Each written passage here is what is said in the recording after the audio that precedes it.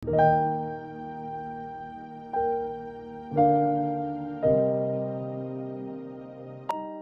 Ibu, Saudara, marilah kita membaca Alkitab bersama sektor 5.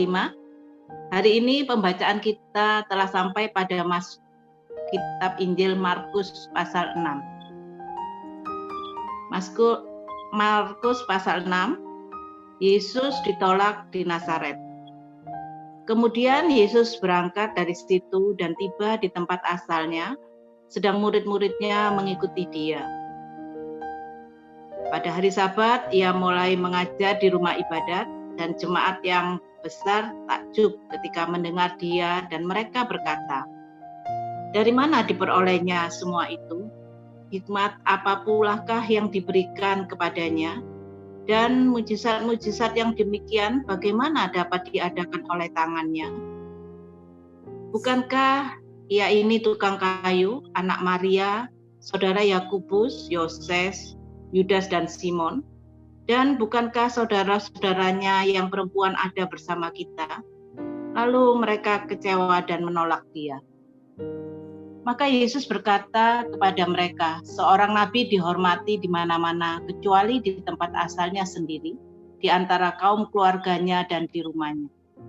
Ia tidak dapat mengadakan satu mujizat pun di sana, kecuali menyembuhkan beberapa orang sakit dengan meletakkan tangannya atas mereka." Ia merasa heran atas ketidakpercayaan mereka. Ayat 6b, Yesus mengutus ke-12 rasul. Lalu Yesus berjalan keliling dari desa ke desa sambil mengajar. Ia memanggil ke-12 murid itu dan mengutus mereka berdua-dua. Ia memberi mereka kuasa atas roh-roh jahat dan berpesan kepada mereka supaya jangan membawa apa-apa dalam perjalanan mereka kecuali tongkat. Roti pun jangan, bekal pun jangan, uang dalam ikat pinggang pun jangan. Boleh memakai alas kaki, tetapi jangan memakai 2 baju.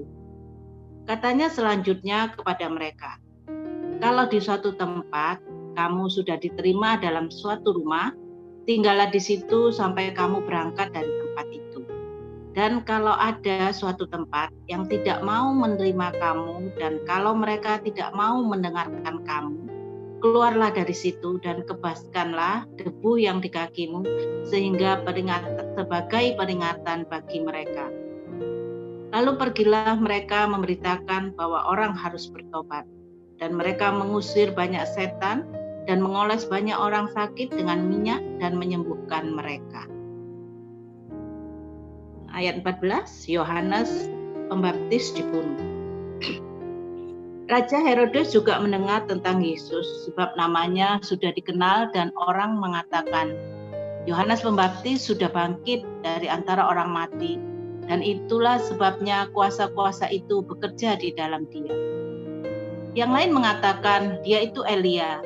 Yang lain lagi mengatakan, "Dia itu seorang nabi sama seperti nabi-nabi yang dahulu."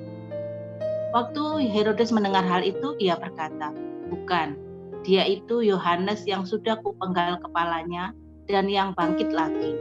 Sebab memang Herodeslah yang menyuruh orang menangkap Yohanes dan membelenggunya di penjara, berhubung dengan peristiwa Herodias, istri Filipus saudaranya, karena Herodes telah mengambilnya sebagai istri. Karena Yohanes pernah menegur Herodes, "Tidak halal engkau mengambil istri saudaramu." Karena itu Herodias menaruh dendam pada Yohanes dan bermaksud untuk membunuh dia, tetapi tidak dapat.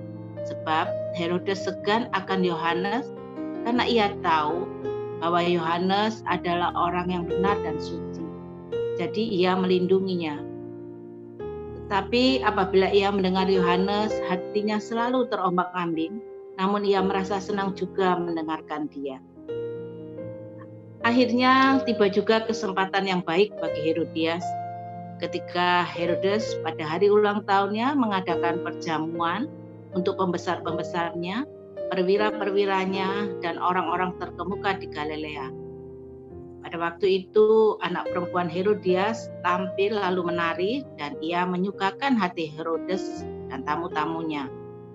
Raja berkata kepada gadis itu, "Minta Daripadaku apa saja yang kau ingini, maka akan kuberikan kepadamu.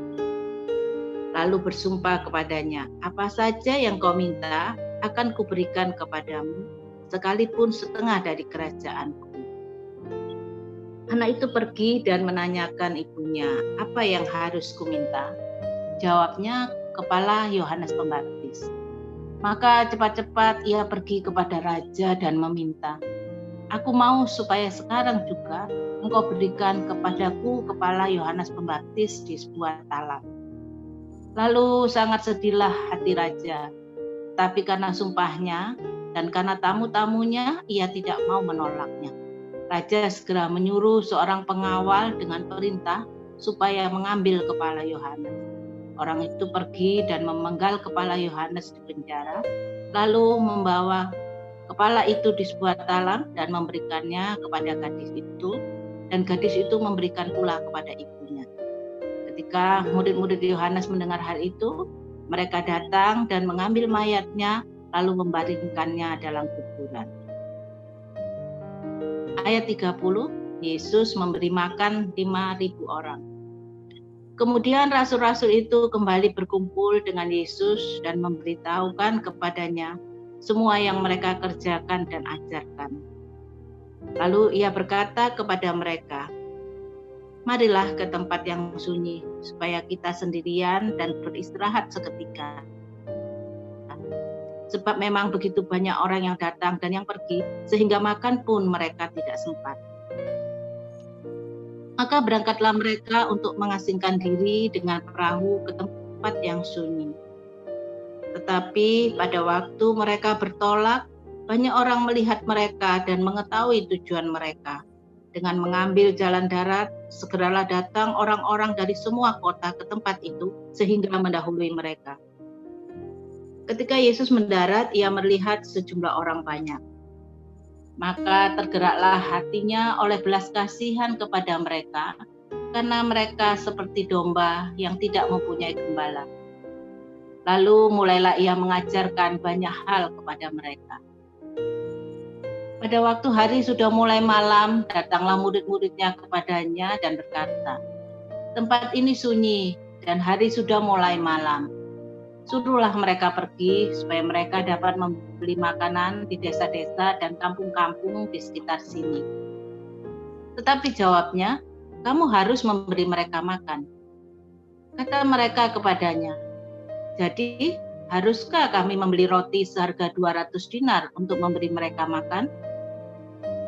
Tapi ia berkata kepada mereka, berapa banyak roti yang ada padamu? Cobalah periksa. Sesudah diperiksanya mereka berkata, 5 roti dan 2 ikan. Lalu ia menyuruh orang-orang itu supaya mereka duduk berkelompok-kelompok di atas rumput hijau. Maka duduklah mereka berkelompok-kelompok, ada yang 100, ada yang 50 orang. Dan setelah ia mengambil 5 roti dan 2 ikan itu, ia menengadah ke langit dan mengucap berkat. Lalu memecah-mecahkan roti itu dan memberikan kepada murid-muridnya supaya dibagi-bagikan kepada orang-orang itu. Begitu juga kedua ikan itu dibagi-bagikannya kepada mereka semua. Dan mereka semuanya makan sampai kenyang. Kemudian orang mengumpulkan potongan-potongan roti 12 bakul penuh, selain daripada sisa-sisa ikan. Yang ikut makan roti itu ada 5.000 orang laki-laki. Ayat 45, Yesus berjalan di atas air. Sesudah itu Yesus segera memerintahkan murid-muridnya naik ke perahu dan berangkat lebih dulu ke seberang di Betsaida. Sementara itu ia menyuruh orang banyak pulang. Setelah ia berpisah dari mereka, ia pergi ke bukit untuk berdoa. Ketika hari sudah malam, perahu itu sudah di tengah danau, sedang Yesus tinggal sendirian di darat. Ketika ia melihat betapa payahnya mereka mendayung karena angin sakal, maka kira-kira jam 3 malam ia datang kepada mereka, berjalan di atas air, dan ia hendak melewati mereka. Ketika mereka melihat dia berjalan di atas air, Mereka mengira bahwa ia adalah hantu. Lalu mereka berteriak-teriak, sebab mereka semua melihat dia, dan mereka pun sangat terkejut. Tetapi segera ia berkata kepada mereka, "Tenanglah, aku ini, jangan takut." Lalu ia naik ke perahu mendapatkan mereka, dan angin pun redahlah, dan mereka sangat tercengang dan bingung. Sebab sesudah peristiwa roti itu, mereka belum juga mengerti, dan hati mereka tetap degil. Ayat 53, Yesus menyembuhkan orang-orang sakit di Genesaret. Setibanya di seberang, Yesus dan murid-muridnya mendarat di Genesaret dan berlabuh di situ. Ketika mereka keluar dari perahu, orang segera mengenali Yesus. Maka berlari-larilah mereka ke seluruh daerah itu dan mulai mengusung orang-orang sakit di atas tilamnya kepada Yesus, di mana saja kabarnya ia berada. Kemanapun ia pergi, ke desa-desa, kota-kota, atau ke kampung-kampung, orang meletakkan orang-orang sakit di pasar dan memohon kepadanya supaya mereka diperkenankan hanya menjamah jubahnya saja. Dan semua orang yang menjamahnya menjadi sembuh. Demikian firman Tuhan hari ini. Kiranya Roh Kudus menolong kita untuk menghayati dan melakukan dalam kehidupan kita. Amin. Markus 6.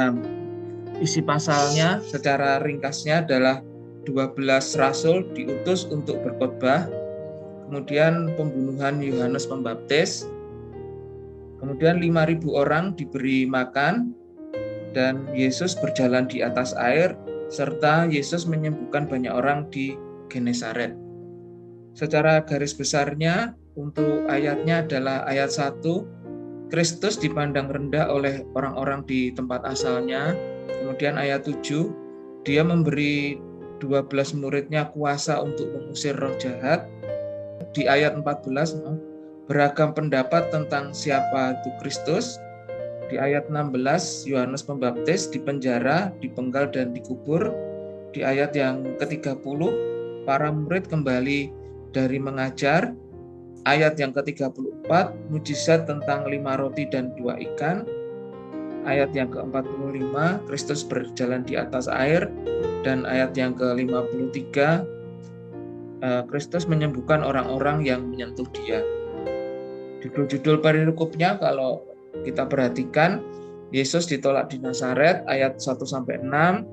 Kemudian Yesus mengutus ke-12 rasul, ayat 6-13. Yohanes Pembaptis dibunuh, ayat 14-29. Ayat 30 sampai dengan 44, Yesus memberi makan 5.000 orang.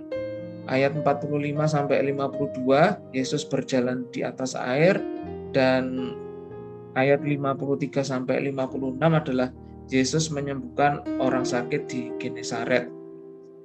Tokoh-tokoh yang ada di Markus 6 ini ada Yesus, murid-murid Yesus, Herodes, Herodias, Yohanes Pembaptis, Maria, Joses, Judas, Simon, Elias, Yose, Yuda, Simon, dan Elia.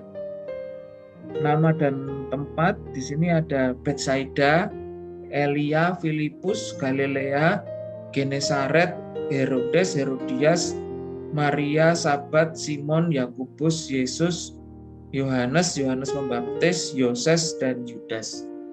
Kesimpulan dari Markus 6 ini adalah otoritas ilahi Kristus disahkan oleh hikmat ilahi yang dia tunjukkan di dalam semua ajarannya, dan kuasa ilahi yang dia nyatakan dalam kuasa yang diberikan kepada orang lain dalam pelayanannya, mengalahkan semua aturan alam untuk membebaskan manusia dan menghalau semua jenis penyakit dengan firman-Nya atau sentuhannya saja. Demikian Bapak Ibu, semoga ringkasan Markus 6 ini dapat membantu kita belajar untuk memahami firman yang sudah kita baca tadi. Terima kasih.